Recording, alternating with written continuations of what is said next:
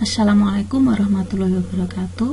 Bertemu lagi dengan Bu Os di pelajaran matematika peminatan kelas 10 di semester genap tahun ajaran 2020-2021.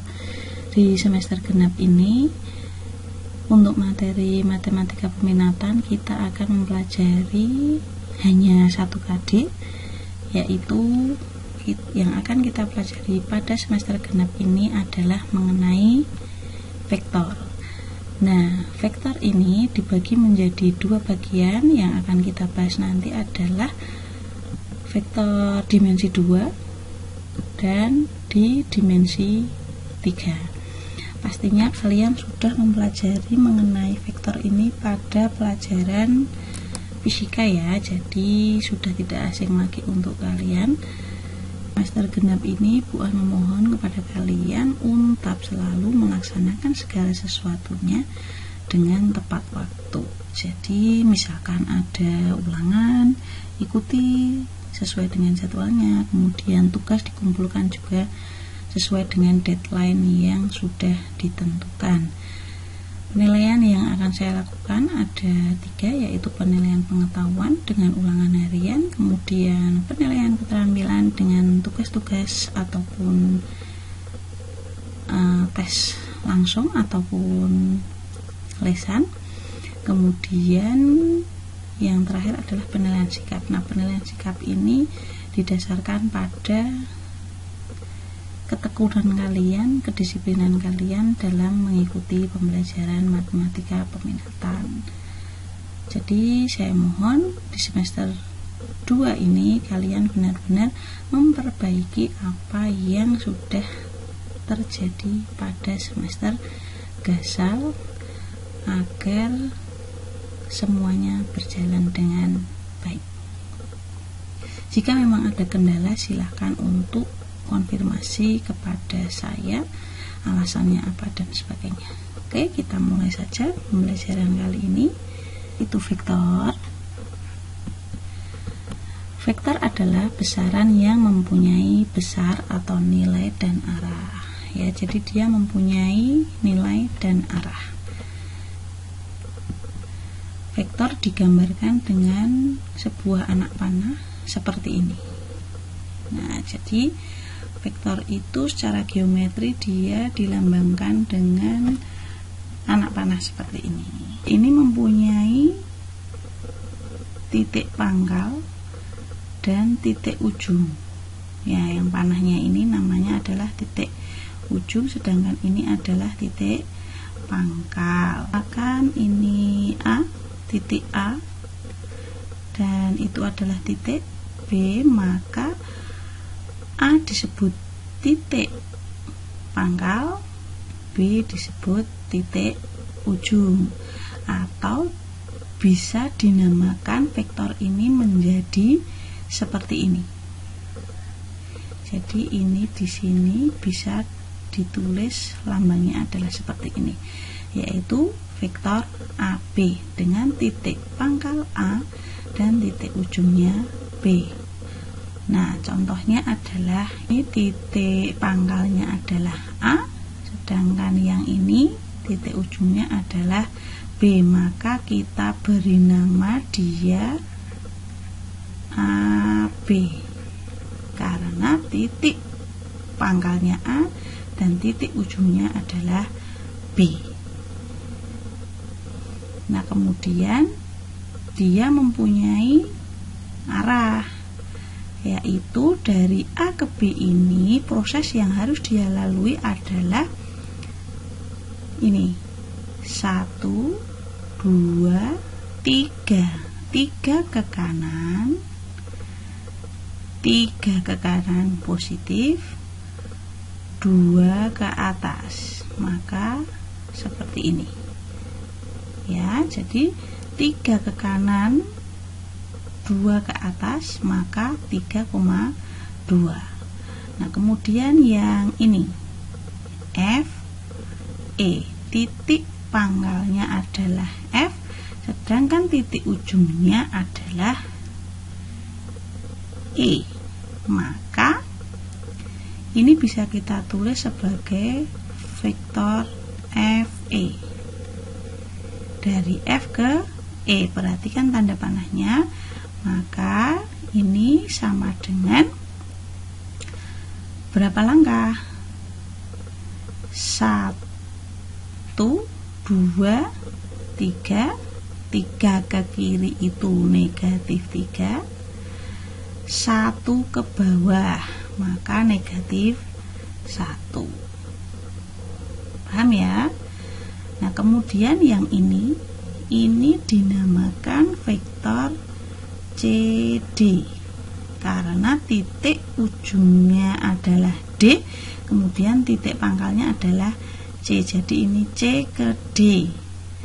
1 langkah ke kanan, maka ini 1 langkah ke kanan, 1 positif, kemudian 1, 2, 3, 4 ke bawah, maka negatif 4. Jadi vektor CD sama dengan 1, negatif 4. Jadi ini adalah arah dari vektornya itu.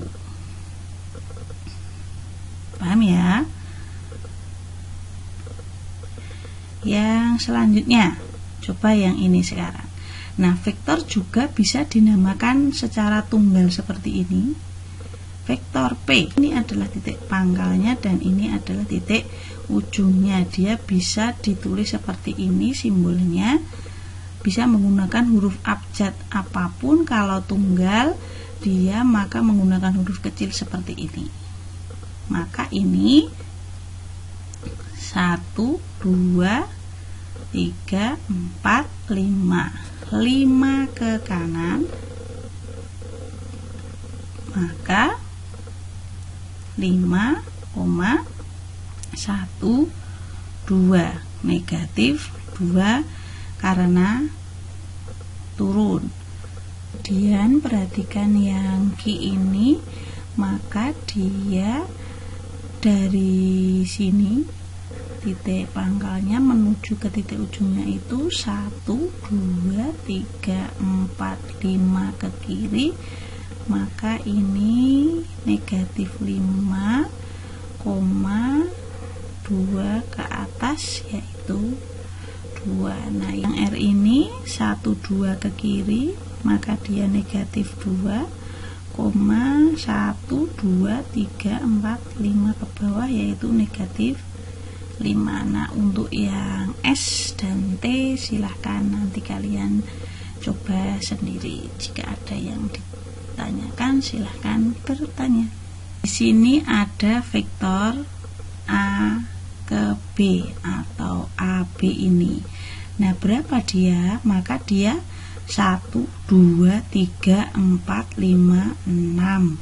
6 ke kiri, maka negatif 6, 1, 2, 3, 4 negatif 4 karena ke bawah. Nah, sekarang nanti dari sini kita bisa menemukan sebuah rumus ya. Coba perhatikan A. Titik A ini koordinatnya adalah berapa? 2,5. Jadi A ini adalah 2,5. Kita tulis di sini 2,5. Kemudian B ini adalah negatif 4,1 ya, negatif 4,1. Nah, dari A-nya kan 2,5, kemudian B-nya itu negatif 4,1. Nah, bagaimana dia bisa bertemu menjadi AB yang hasilnya adalah negatif 6, negatif 4 ini? Maka A dengan B diapakan? Maka A dengan B dikurangkan, tetapi B menjadi pengurangnya. Coba kita buktikan. Negatif 4,1 dikurangi, ini kan B, ini A nya 2,5, maka negatif 4 dikurangi 2 itu negatif 6, 1 dikurangi 5 adalah negatif 4. Apakah sama dengan ini? Sama ya, sama. Jadi dapat kita temukan bahwa untuk mencari vektor AB kita sudah menemukan rumusnya, yaitu vektor AB sama dengan koordinat B dikurangi koordinat dari A. Ini rumus yang pertama. Nah, jadi ini ya, AB ini sama dengan B dikurangi A. Catat. Jadi AB ini sama dengan B dikurangi A. Jadi ketika diketahui dua titik koordinat, maka vektor AB itu sama dengan B dikurangi A. Nah, contohnya ini. Diketahui koordinat titik A 9, negatif 4, kemudian B negatif 5,6. Tentukan vektor AB. Dia menjadi B negatif 5,6 dikurangi 9, negatif 4. Nah, kurangkan sesuai dengan posisinya masing-masing. Negatif 5 dikurangi 9 itu negatif 14, kemudian 6 dikurangi negatif 4, maka hasilnya adalah 10. Jadi vektor AB nya adalah negatif 14,10. Selesai.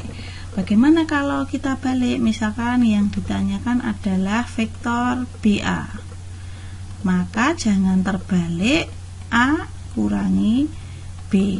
Jadi kalau vektor AB itu B kurangi A, berarti kalau vektor BA itu sama dengan A dikurangi B. Maka ini hasilnya adalah 9, negatif 4 dikurangi negatif 5,6. Hasilnya adalah 9 dikurangi negatif 5 itu adalah 14, negatif 4 dikurangi 6 adalah negatif 10. Caranya adalah seperti itu.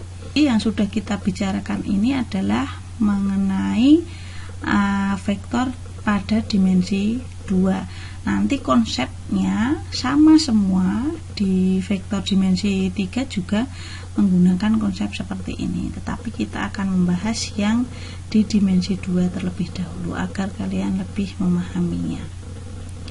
Yang selanjutnya yang akan kita bahas adalah vektor posisi. Jadi ada yang namanya vektor posisi, adalah vektor yang menyatakan posisi suatu titik terhadap titik pangkal koordinat.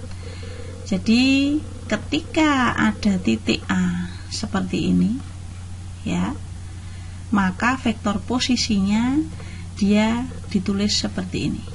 Jadi vektor posisi dari titik A ini adalah vektor A ini posisinya adalah ditulis menjadi 5, negatif 2. Paham ya? Jadi kalau misalkan saya punya B itu 3,-6, maka vektor posisinya adalah 3-6.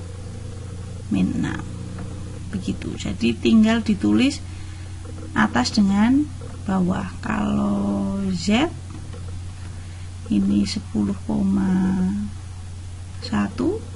berarti vektor posisinya adalah 10,1. Seperti ini. Paham ya? Kali ini kita masih pemanasan ya, jadi Bu Os baru memberikan mengenai dasar dari vektor dulu. Nanti akan saya berikan latihan soal